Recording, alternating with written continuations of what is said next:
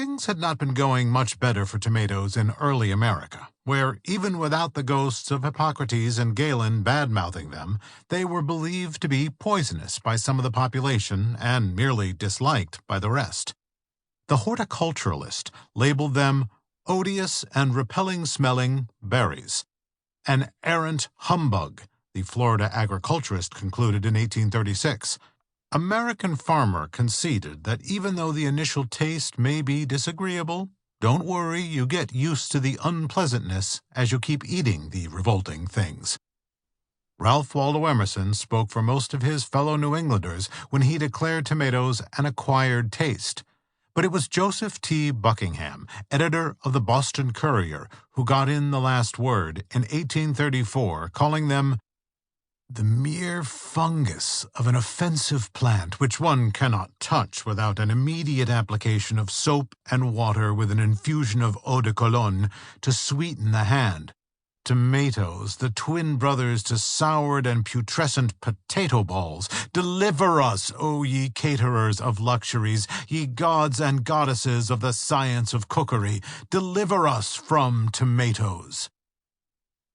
Oddly, the diatribe is followed by 2 tomato recipes.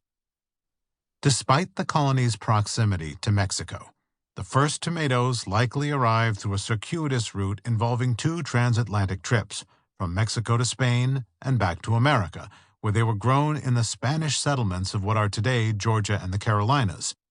Other tomatoes may have arrived from Spanish possessions in the Caribbean and in the baggage of English colonists who still called them love apples.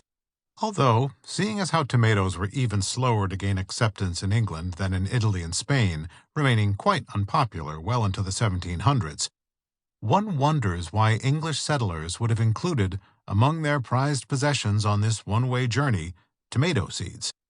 In any event, tomatoes' unpopularity followed them from England into New England, where I've come with my wife, Anne, to see the object of such derision. The first known representation of a tomato in American art.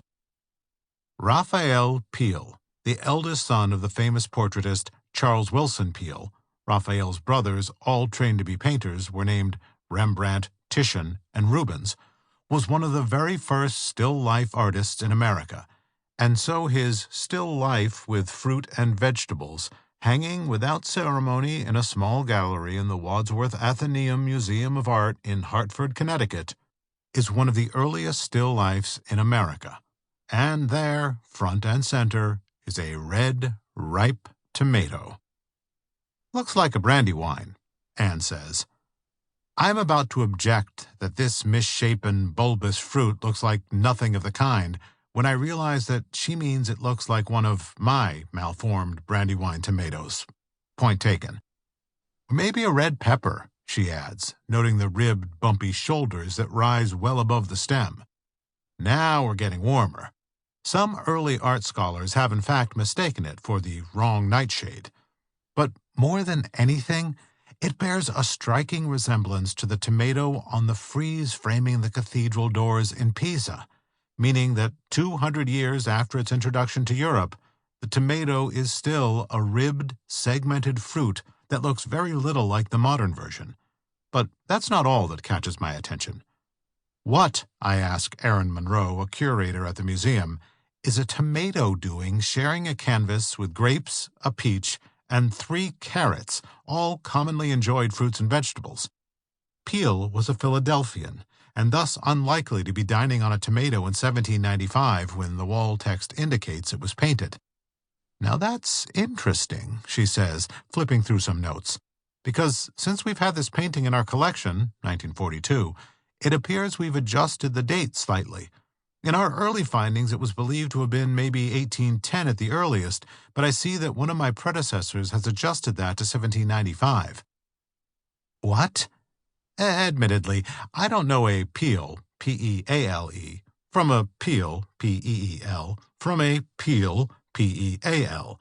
But my pulse quickens at the dream of seeing my name added to the painting's wall text, redated by William Alexander to 1810 or later. To keep listening to this audiobook, I've left you a link in the description so you can do it. at no cost thanks to Audible's 30-day free trial.